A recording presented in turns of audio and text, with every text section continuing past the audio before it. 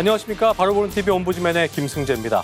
지난주 열암뉴스 TV에선 이상민 행안부 장관에 대한 해임 건의안 관련 뉴스와 함께 14년 만에 연간 무역 수지의 적자 전환이 확실시된다는 소식 등 국내의 다양한 뉴스들을 보도해드린 바 있는데요.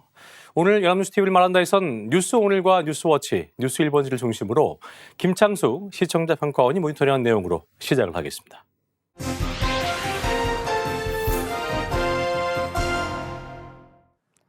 여야가 예산안 법정 처리 기한과 정기국회 회기까지 넘겼지만 내년도 예산안 처리를 둘러싼 입장차를 줄이지 못하는 모습을 보였습니다. 정기국회 마지막 날인 12월 9일까지 예산안 처리가 불발되자 다음 날 10일 여야가 비공개 회동까지 가졌지만 결국 성과 없이 끝났습니다. 최대 쟁점은 법인세 인하 여부인데 여당은 인하하자는 입장이고 야당은 반대하는 입장을 보였습니다. 12월 11일 오전 7시 일요화에 대해서는 예산안 처리를 둘러싸고 여야가 대립하는 상황을 전했습니다. 기자는 예산안 협상 막판 최대 쟁점이 법인세 최고세율 인하 여부라고 말했습니다. 정부 여당은 국내 투자 활성화를 위해 법인세 최고세율을 25%에서 22%로 낮추는 예산 부수 방안이 필요하다는 입장인 반면 민주당은 이를 103개 대기업만을 위한 초부자 감세로 규정하고 중소 중견기업을 지원해야 한다는 입장이라고 설명했습니다.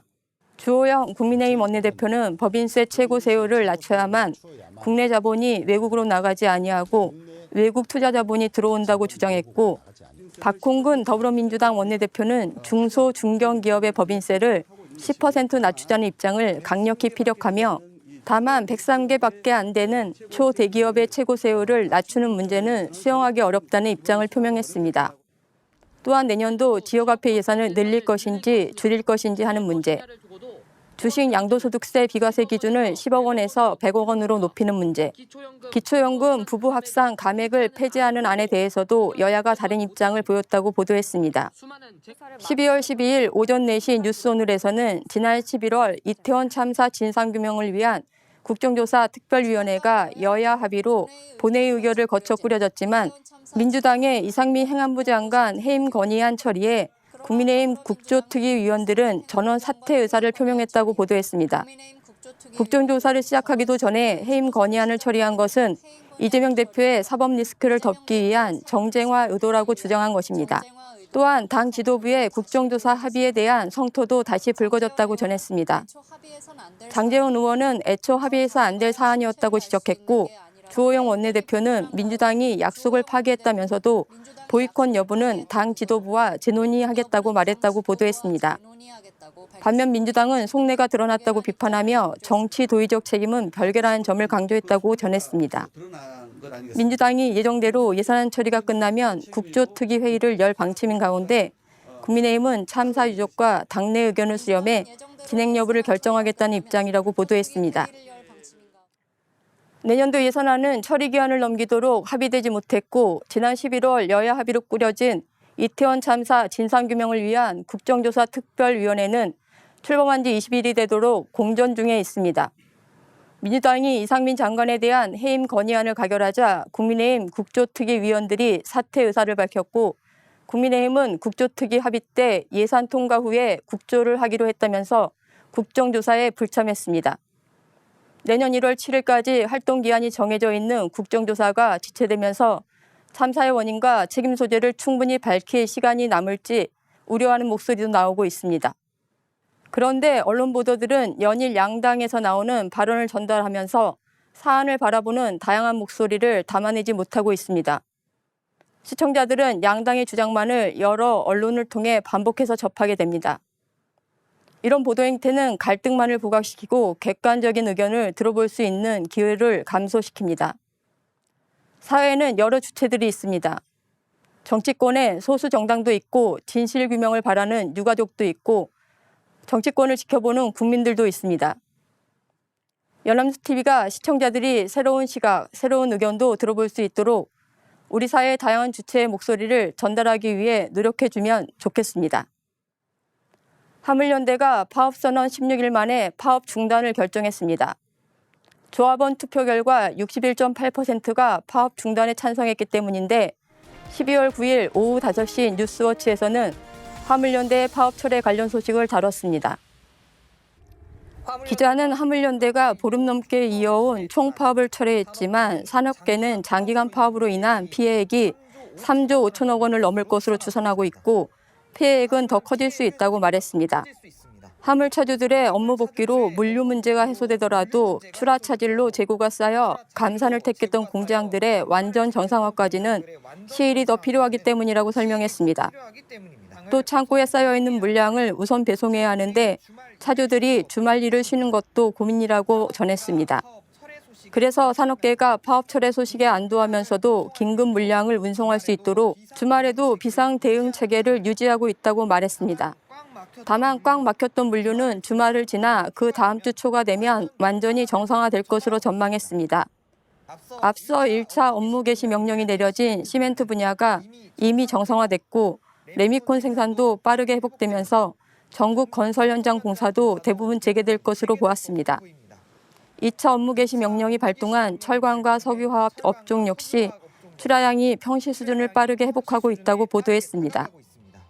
12월 11일 오후 4시 뉴스일번지에서는 총파업 16일 만에 현장으로 복귀한 화물연대의 파업은 끝났지만 정부 추산 4조 원 안팎의 피해를 남겼고 이 과정에 불법은 없었는지 들여다보는 작업이 한창 진행 중이라고 보도했습니다.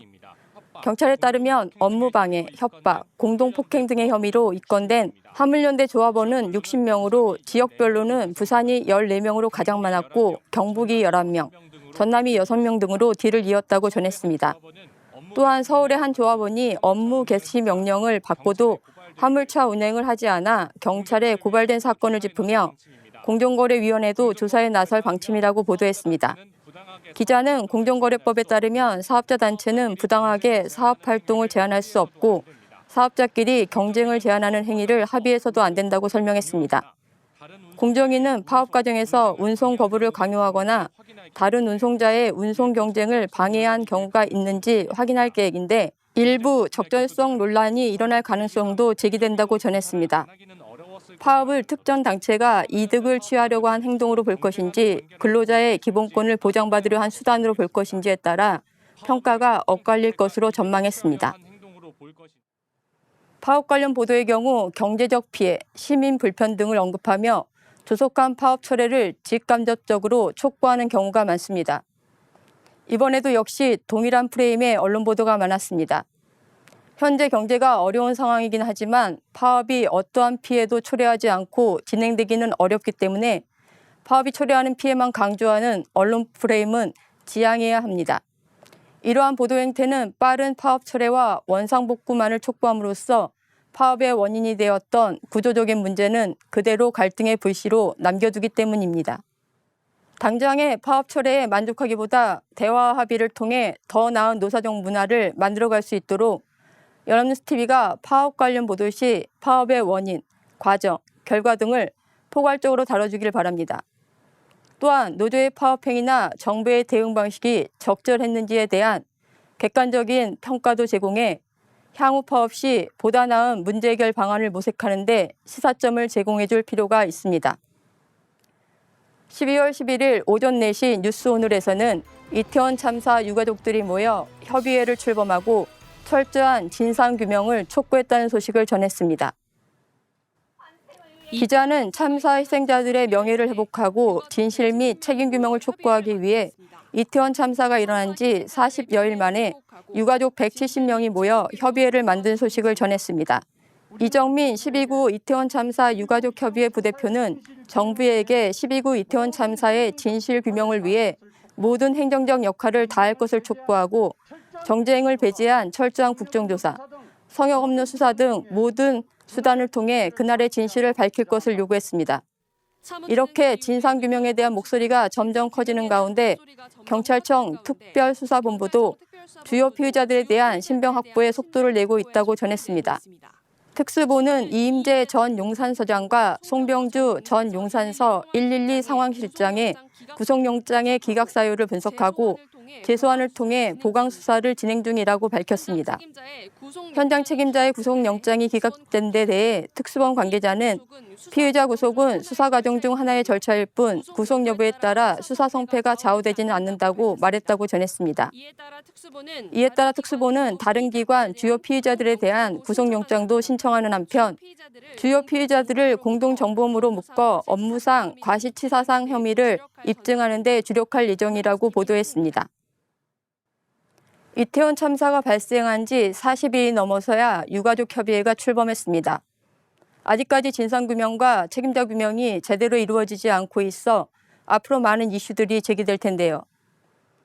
연합뉴스TV가 유가족들을 포함해 다양한 주체들의 입장을 균형감 있게 보도해 시청자들이 진행 사항을 정확하게 전달받고 제대로 된 후속 조치가 진행되고 있는지 판단할 수 있도록 해야 할 것입니다.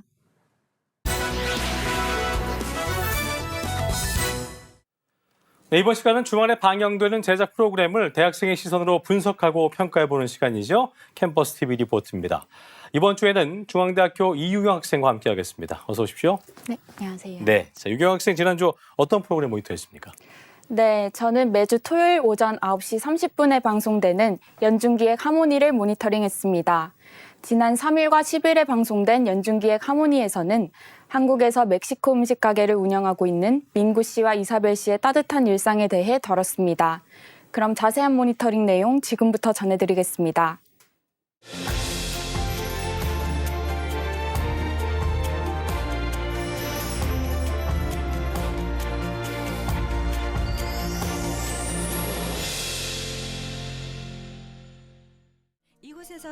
방송은 민구 씨와 이사벨 씨가 전주에서 4년째 멕시코 식당을 운영하고 있다는 말로 시작됩니다. 이사벨 씨는 가게 곳곳을 사진으로 기록하고 있었는데요. SNS에 올릴 사진을 찍고 있었다고 합니다. 가게 소품은 멕시코에서 전부 가져왔다는데요. 섬세하게 소품을 배치한 것은 전부 이사벨 씨가 했다고 합니다. 한국 속의 작은 멕시코를 보여주고 싶었다고 하는데요. 가게는 이사벨 씨의 애정과 그리움으로 가득 채워졌다고 합니다. 멕시코 음식이 흔하게 접할 수 있는 대중음식이 아니다 보니 낯선 멕시코 음식을 친숙하게 느낄 수 있도록 SNS를 시작했다고 하는데요. 이사벨 씨는 SNS를 통해 음식은 물론 멕시코의 다양한 문화도 소개하고 있다고 합니다. 이사벨 씨는 메인 셰프의 역할도 한다는데요. 가장 좋은 재료를 사용하고 시간은 오래 걸리지만 계속해서 정통적인 방법으로 요리할 거라는 말을 전했습니다. 이사벨 씨의 동생 마리오 씨는 한국어학당 수업을 마치면 늘 가게로 와 일손을 돕는다고 하는데요. 마리오 씨가 고장난 케밥 커팅 기계를 능숙하게 고치는 모습도 볼 수 있었습니다. 1년 전 마리오 씨가 합류하면서 집 분위기와 이사벨 씨의 표정도 많이 밝아졌다고 합니다. 또한 이사벨 씨는 아이와 함께하는 시간도 늘어났다고 하는데요. 누나를 먼저 집에 보내고 마리오 씨가 주방 정리까지 돕기 때문이라고 합니다. 색색의 조명이 꺼지면 가게의 하루도 마감된다고 하는데요.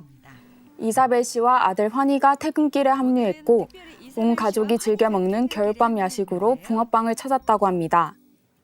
따뜻한 붕어빵을 사이좋게 나눠 먹는 가족의 모습이 행복해 보였습니다. 다음 날 부부는 식당 운영에 대한 전문 컨설팅을 받기로 했다는데요. 가게 미래에 대해 진지하게 고민하고 있는 부부의 모습을 볼 수 있었습니다. 그날 오후 부부는 또 다른 꿈인 시트콤 회의를 위해 친구를 찾아갔다고 합니다. 감독을 맡아준 친구 덕분에 글로벌 시트콤 아이마미따를 만들었다고 하는데요. 실제 부부가 운영하는 식당을 배경으로 시즌1 시트콤은 방송까지 된 상태라고 합니다. 내 이야기를 담은 영상을 제작하고 싶다는 민구 씨의 막연했던 꿈이 아내 이사벨 씨와 친구를 만나 현실이 됐다고 합니다. 그런데 가게로 돌아와 민구 씨는 멕시코 길거리처럼 꾸며놓은 벽면에 타일을 붙이고 있었는데요. 아내 이사벨 씨에게 마음의 고향과 같은 곳을 지켜주고 싶은 마음이라고 합니다. 이사벨 씨는 멕시코 현지 가족들과 영상통화를 시도했는데요.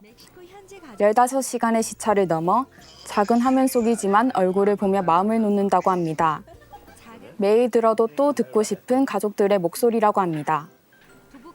부부가 가게 오픈을 준비하는 사이 이사벨 씨의 동생 마리오 씨는 구청 지하주차장을 찾았다는데요.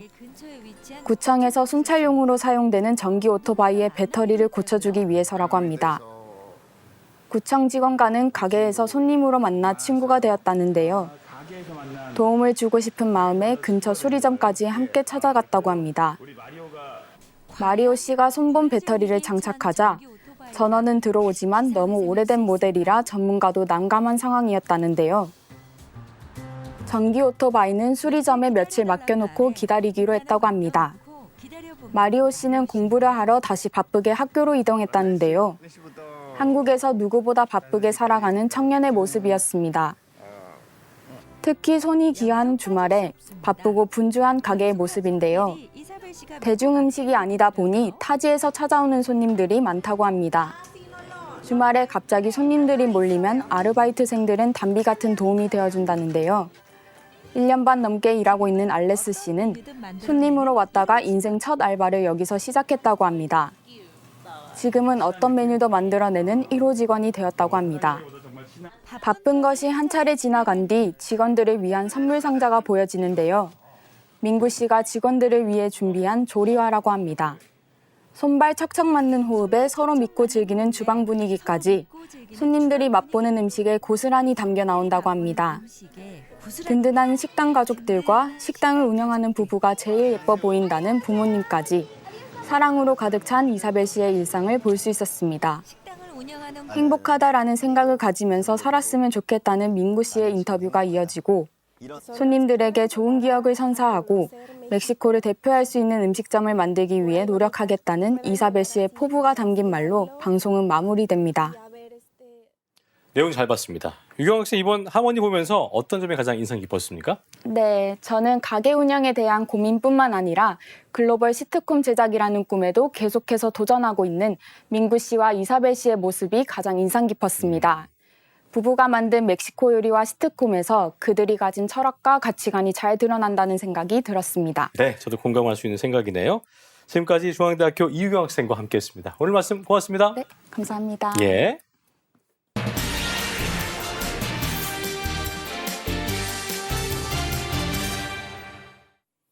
네, 화물연대 파업이 16일 만에 종료되면서 멈춰섰던 화물차들이 다시금 움직이기 시작했습니다.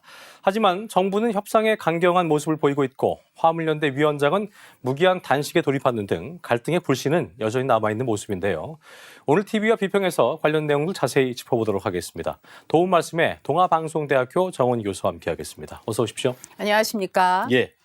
자, 화물연대 총파업 16일 만에 이번 달 9일 종료가 됐습니다. 네. 이번 파업을 보면 참여정부 때 있었던 파업과 동일한 최장기간의 파업 기록이었는데요. 맞습니다. 자, 먼저 이번 화물연대 총파업의 배경과 경위부터 정리를 좀 해보죠. 네. 민주노총 공공운수노조 화물연대 본부가 집단 운송 거부 총파업을 중단하고 업무에 복귀를 했지만 파업의 원인이었던 안전운임제를 둘러싼 쟁점은 여전히 남아 있습니다. 이 안전운임제 일몰제 폐지와 품목 확대 요구가 화물연대 파업의 배경이 됐습니다. 화물연대의 총파업이 장기화되면서 여러 언론에서 보도했는데요. 쟁점인 안전운임제는 화물 차주에 대한 적정한 운임의 보장을 통해 과로, 과속, 과적 운행을 방지하는 등 교통안전을 확보한다는 취지로 2020년 시행이 돼서 이달 말 일몰을 앞두고 있습니다. 거리에 따른 화물 차주의 최소 운임을 정하고 이를 지키지 않은 화주 등의 과태료를 부과하는 것이 골자입니다. 화물연대는 지난 6월 국토교통부와 안전운임제 지속 추진, 품목 확대 논의를 합의했지만 정부 여당이 논의에 나서지 않고 품목 확대 없이 일몰 3년 연장 방안을 추진하자 지난달 24일 0시부터 파업에 돌입했습니다. 아시아경제의 보도에 따르면 화물연대는 안전운임제 영구화, 또 적용 품목 확대 등을 요구해 왔습니다. 화물연대 파업 장기화로 물류 차질이 누적되자 정부는 지난달 29일 1차 시멘트 운송사들을 대상으로 업무 개시 명령을 발동했고 현장 조사를 통해 복귀 대상자들에게 명령서 송달 작업을 진행했습니다. 일부 차주들이 현장으로 복귀를 했지만 화물연대는 여전히 파업을 처리하지 않았죠. 오히려 정부의 업무 개시 명령은 위헌적 탄압이라고 거듭 비판하며 국제노동기구를 통해 책임을 묻겠다고 반발했습니다. 시멘트 분야 업무 개시 명령 발동 효과로 시멘트 운송량은 회복세를 보였지만 정유 관련 운송 차질로 재고가 바닥난 이 품절 주유소가 전국적으로 확대가 됐고 운송 거부 장기화로 철강, 석유, 화학 분야 피해액은 2조 6천억 원에 달했습니다. 이에 정부는 8일 석유, 화학, 철강 분야를 대상으로 업무 개시 명령을 추가로 내렸습니다. 이 과정에서 업무에 복귀하는 화물 차주 수는 더 늘어났고 전국 항만 컨테이너 장치율, 시멘트 수송량 등이 회복 조짐을 보이면서 화물연대의 파업 동력도 약화 조짐을 보였습니다. 정부로부터 명령서를 받고 운송을 제기한 화물 차주들을 대상으로 이 민노총이 쇠구슬 투척, 또 현수막 위협 등 방해 행위를 한 것으로 알려지면서 여론도 악화되었습니다. 정부가 업무 개시 명령을 발동하는 등 전방위 압박에 나서면서 고립된 화물연대는 결국 지난 9일 총파업 돌입 16일 만에 파업을 끝내고 현장 복귀를 선언했습니다. 그럼에도 정부와 여당은 안전운임제를 원점에서 재검토하겠다며 화물연대를 몰아세우면서 화물연대는 현상 유지를 위해 다시 투쟁해야 되는 상황이 됐습니다. 화물연대 총파업이 사회에 미친 영향이 크기에 여러 언론에서 앞다투어 보도했습니다. 그랬군요. 자, 정부는 법과 원칙을 강조하면서 말씀해 주셨던 것처럼 업무 개시 명령까지 발동을 했죠. 네. 한치의 정말 양보도 없는 대치가 좀 이어지면서 파업도 장기화하게 된 것인데 이번 파업의 핵심 쟁점 또 양측의 대응에 대해서 언론은 어떻게 보도를 했습니까? 네. 공공운수노조 화물연대 집단 운송 거부 사태가 파업이 진행이 되는 동안 강대강 국면이었습니다. 예. 화물연대의 파업이 장기화돼서 16일간 지속이 됐었죠. 뉴스원에 따르면 정부는 이에 대해 시멘트에 이어 정유, 철강 분야에 대한 업무 개시 명령 발동을 하면서 압박 수위를 높였었습니다. 정부는 산업별 피해 상황을 모니터링하고 운송 차질이 경제 위기로 번질 가능성이 커지면 업무 개시 명령을 즉각 발동한다는 방침을 세워두고 있었습니다.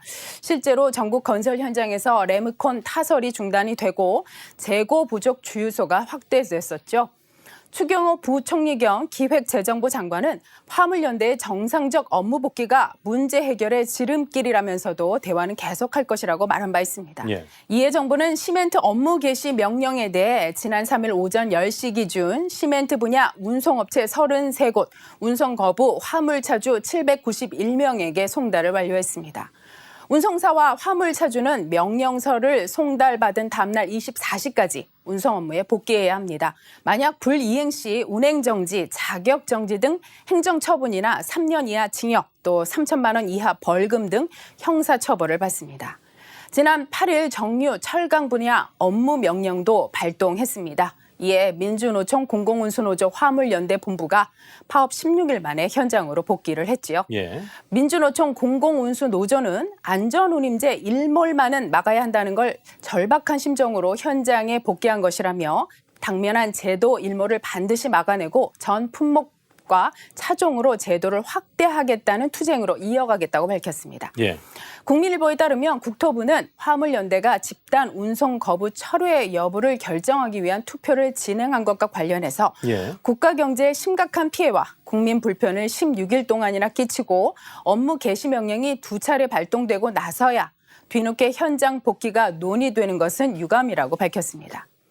전자신문의 보도에 따르면 파업이 끝났지만 정부는 화물연대 파업 과정에서 업무 개시 명령서를 받고 복귀하지 않은 화물 차주들을 대상으로 한 제재는 계속하겠다는 입장입니다. 또 공정거래위원회는 작년과 올해 화물연대의 파업 과정에서 부당한 공동행위와 사업자 단체 금지 행위가 있었는지에 대한 조사를 이어갈 방침이라고 알려졌습니다.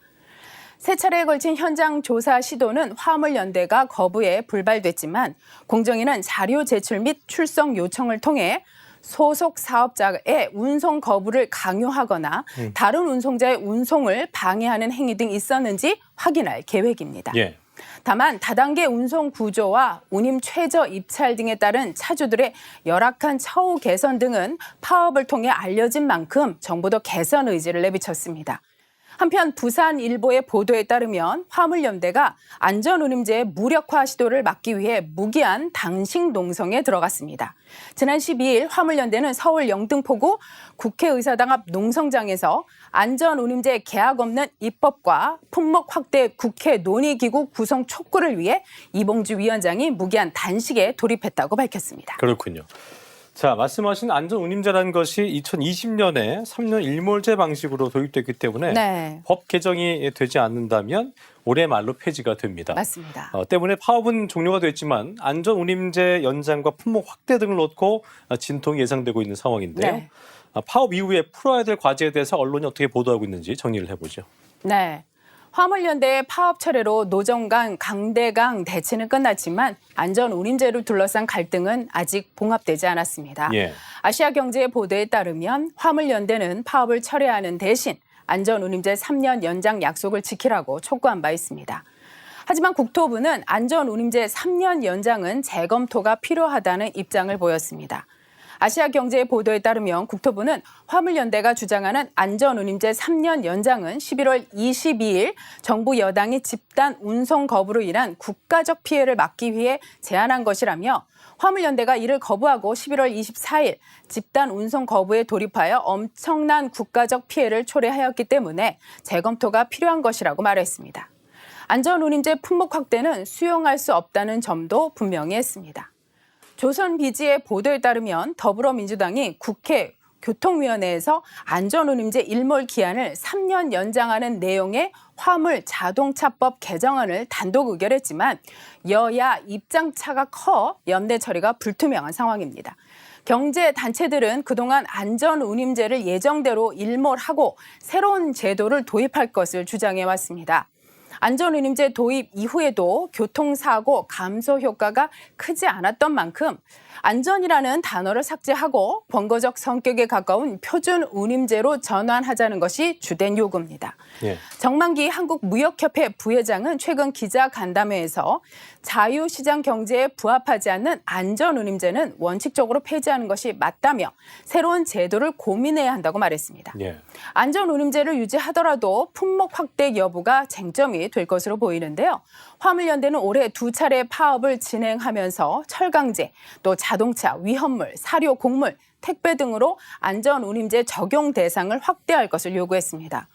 정부와 여당은 품목 확대는 없다는 입장을 일관되게 유지해왔고 화주들도 카캐리어 차주들의 소득 수준이 높고 철강제와 같은 품목은 정형화하기 어렵다는 점들을 들어 절대 불가를 외쳐왔습니다. 예. 화물연대가 사각지대 품목으로 꼽는 환적 컨테이너와 시멘트 원료를 두고도 줄다리기가 치열할 전망입니다. 특히 환적 컨테이너는 안전운임제 시행 이후 매년 요금이 고시됐으나 13개 국적 선사가 국토부를 상대로 낸 행정소송에서 이기면서 지난 6월 30일부터 고시에서 빠진 상태입니다. 선사들은 선박에서 다른 선박으로 옮기는 환적 컨테이너는 이동거리가 짧고 항만 내에서 과속도 불가능해 안전운임제 적용 대상일 수 없다고 주장하지만 화물연대는 수출입 컨테이너와 본질적으로 다르지 않다고 주장합니다. 안전운임을 정하는 안전운임위원회도 쟁점입니다. 안전운임위는 공익위원 4명에 차주 3명, 운송사 3명, 화주 3명으로 구성이 되는데 차주와 운송사가 사실 안전운임 인상에 대한 입장이 같아 기울어진 운동장이라는 게 화주들의 주장이었습니다. 안전운임제 시행 이후 운임이 20에서 40% 오른 배경으로 꼽히기도 합니다. 이 밖에 설문조사 기반의 안전운임 책정 방식, 안전운송운임과 안전위탁운임으로 나뉜 운임체계 단순화, 대형 화물차에 의무 부착된 디지털 운행 기록계 데이터 제출 의무화도 화주들과 차주들의 견해차가 큰 사안들이었습니다. 그렇군요. 자, 이번 사안에 대해서 많은 보도가 있어 왔습니다만 핵심 쟁점이었던 안전운임제에 대한 논의보다는 정부와 화물연대 간의 어떤 갈등이 더 부각됐다는 비판도 나오고 있는 상황인데요. 좀 균형 있는 보도를 위해서 언론이 어떤 점을 주의해야 할지 끝으로 한 말씀 짚어주시죠. 네. 맞습니다. 많은 보도가 있었으나 대부분 사실 비슷한 내용이었고요. 예. 강대강 대치나 갈등이 주요 포커스였습니다. 사실 안전운임제에 대한 자세한 논의, 확대 품목에 대한 요구 이유, 여러 쟁점들에 대한 구체적인 보도는 매우 부족했다고 판단됩니다. 전문가들의 의견이나 다른 나라의 사례 등에 대해서도 보도했어야 한다고 생각합니다. 정부의 입장, 화물연대 입장을 골고루 다루면서 쟁점화된 사안들에 대해서 정리하고 전문가의 의견, 또 해외 사례, 기존 관련 연구들의 분석까지 이어졌다면 좋았을 것입니다. 예. 화물연대의 보도에 프레임 보도가 많았다는 점은 매우 아쉬운 대목이라고 생각합니다. 알겠습니다. 지금까지 도움 말씀에 동아방송대학교 정원희 교수와 함께했습니다. 오늘 말씀 고맙습니다. 감사합니다. 저희 옴부즈맨 제작진은 여러분의 다양하고 소중한 의견들을 기다리고 있습니다. 방송을 보시고 느낀 소감을 연합뉴스 TV 홈페이지 내 시청자 게시판이나 SNS로 보내주시면 됩니다. 저희는 다음 주 이 시간에 다시 인사드리겠습니다. 여러분 고맙습니다.